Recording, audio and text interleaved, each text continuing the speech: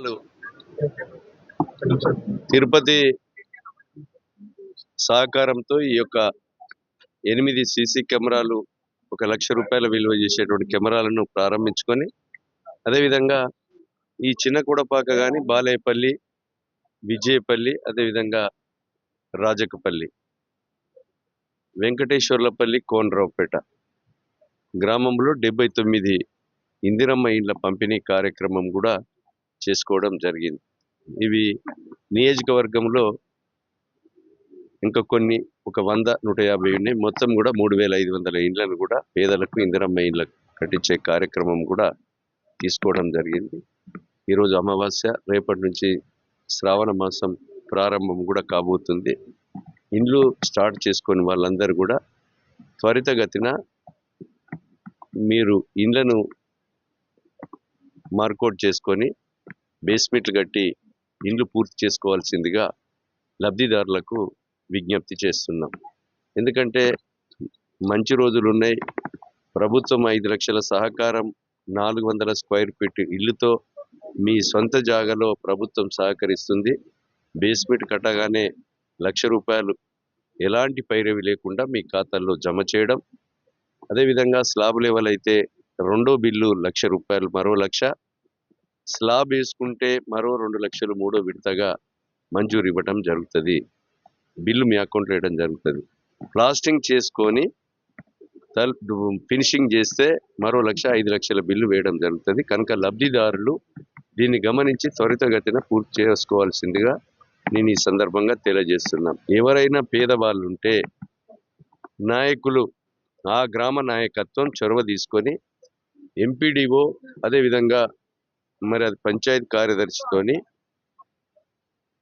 రాష్ట్ర ముఖ్యమంత్రి గారు, ఈ ప్రభుత్వం క్లియర్గా కలెక్టర్లకు ఆదేశాలు ఇవ్వడం జరిగింది. ఎవరైతే దిక్కుదోచని స్థితిలో ఉంటే డాక్రా సంఘాలతోని రుణ సౌకర్యం తీసుకొని ఆ ఇల్లు పూర్తి చేసుకొని బిల్లు పడ్డ తర్వాత మళ్ళీ తిరిగి సంఘానికి అప్పు కట్టే విధంగా వెసులుబాటు కూడా కల్పించడం జరిగింది. దీన్ని సద్వినియోగం చేసుకోవాల్సిందిగా మీకు ఈ సందర్భంగా నేను తెలియజేస్తున్నా. ఈ బాలయ్యపల్లెకి కూడా మాకు రవి కానీ కుమార్ వీళ్ళందరూ కూడా చాలాసార్లు పొలాల పోయే ఆయకట్టు రోడ్డు కావాలని కూడా నన్ను కోరడం జరిగింది. దానికి వెంటనే ఒక 5 లక్షల రూపాయలు నేను మంజూరు ఇచ్చాం. ఇంకా కూడా తక్కువ పడితే మిగులు డబ్బులు కూడా అందచేయడం కూడా జరుగుతుందని ఈ సందర్భంగా నేను తెలియజేస్తూ, ఈ గ్రామానికి ఇంకా రోడ్ల సౌకర్యం, డ్రైనేజ్ సౌకర్యం కూడా రాబోయే రోజుల్లో పూర్తి చేస్తాం. ఇక్కడ బాలేపల్లిలో కూడా 10 ఇందిరమ్మ ఇండ్లు కూడా ఇచ్చాం. ఇంకా పేదలుంటే రాబోయే 4 దఫాలుగా తప్పకుండా పేదలందరికీ ఇల్లు కట్టించే కార్యక్రమం. నియోజకవర్గానికి 3,500, రాబోయే 3.5 సంవత్సరాల్లో 20,000 ఇండ్లను, రాష్ట్రంలో 20 లక్షల ఇండ్లను కట్టించే కార్యక్రమం కూడా మరి ప్రభుత్వం తీసుకోవడం జరిగింది. ఇచ్చిన మాట అమలు చేసే విధంగా మిగులు రాష్ట్రాన్ని అప్పుల కుప్పగా మార్చిన ఈరోజు సంక్షేమ పథకాలు ఒకటెనుకొకటి ప్రమాణ స్వీకారం చేసినాడు.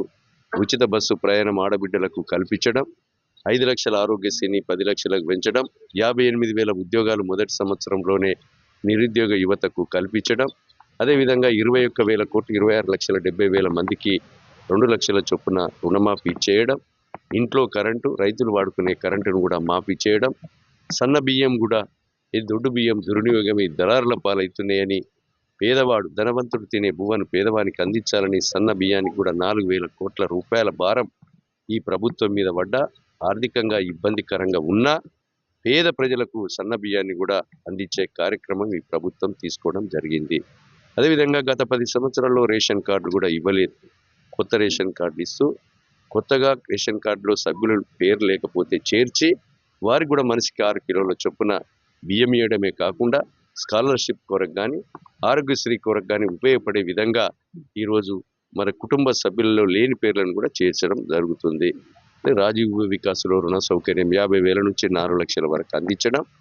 కనుక ఈ విషయాలన్నీ కూడా దృష్టిలో పెట్టుకొని రాబోయే ఎంపీటీసీ, సర్పంచ్ ఎన్నికల్లో, జెడ్పీటీసీ ఎన్నికల్లో ఈ ప్రభుత్వానికి ప్రజలు ఆశీర్వాదం ఇస్తే రాబోయే 3.5 సంవత్సరాల్లో ఇంకా కూడా ఈ నియోజకవర్గాన్ని రాష్ట్రంలో మొదటి స్థానంలో ఉంచుతాం. ఈరోజు వాళ్ళ ఉనికి కొరకు ప్రతిపక్షాలు పార్లమెంట్లో గుండుసు నచ్చినా, అసెంబ్లీలో ఓడిపోయినా ఏదో ఉనికి కొరకు ఉత్తర ప్రగల్భాలు పలుకుతున్నారు. గోరకొత్తపల్లి మండలానికి ప్రైమరీ హెల్త్ సెంటర్ కావాలని. అసలు మీరు మండలాన్ని తెచ్చి ఓ మండల ఆఫీసు ఎంఆర్ఓకి ఎంపీడీఓకు భవనం లేదు, పోలీస్ స్టేషన్ తేలే, ప్రైమరీ హెల్త్ సెంటర్ తేలే, అధికారంలో ఇంట్లో ఉండి అందులో గెలిచి ఎండ్లకు పోయి నేను అభివృద్ధి కొరకు పోయినా అని చెప్పి మాటలు ఏదైతే ఉన్నదో ఏం ఒరగబెట్టారు, ఎందుకు మీకు ప్రశ్నించేటువంటి అధికారము హక్కు కూడా లేదని సందర్భంగా తెలియజేస్తున్నాం. మేము ఎంఆర్ఓ ఎంపీడీఓ భవనాలకు నిధులు తెచ్చాం, నూతన పోలీస్ స్టేషన్ తీసుకొచ్చాం, నూతనంగా ప్రైమరీ హెల్త్ సెంటర్ తెస్తాం. గోరుకొత్తపల్లి మండలంలో మిగతా మండలాలు పాత పురాతనమైన మండలాల్లో ఏ ఆఫీసులు అయితే ఉన్నాయో ఆ ఆఫీసులన్నీ కూడా గోరుకొత్తపల్లిలో ముఖ్యమంత్రి గారితో మాట్లాడి మరి మంత్రులతో మాట్లాడి అన్ని కూడా జీవోలు పట్టుకొస్తాం. ఈ యొక్క గోరుకొత్తపల్లి మండలాన్ని ఆదర్శంగా ఉండే విధంగా ఈ ప్రభుత్వం మేము తీసుకుంటామని తెలియజేస్తూ మౌలిక సదుపాయాల నియోజకవర్గంలో రోడ్ల కొరకు కానీ చిన్న కొడపాక లాంటి చెరువులు 124 తెగితే నీ ప్రభుత్వం అధికారంలో ఉంటే కనీసం ఇసుక బత్తాలు నింపి గండిలో ఏర్చి నీళ్లు నాపలేని దౌర్భాగ్య పరిస్థితి ఉన్న మీకు మాట్లాడే హక్కు ఉందా నేను అడుగుతున్నా. నేను గెలిచిన తర్వాత 124 చెరువులు చిన్న కొడపాక లాంటి 5-6 గ్రామాలు దాని మీద 1800 ఎకరాలు ఆధారపడి ఉన్నారు. అలాంటి చెరువులు 124 చెరువులు దిగి ఈరోజు ఇసుక మేటలు పెట్టి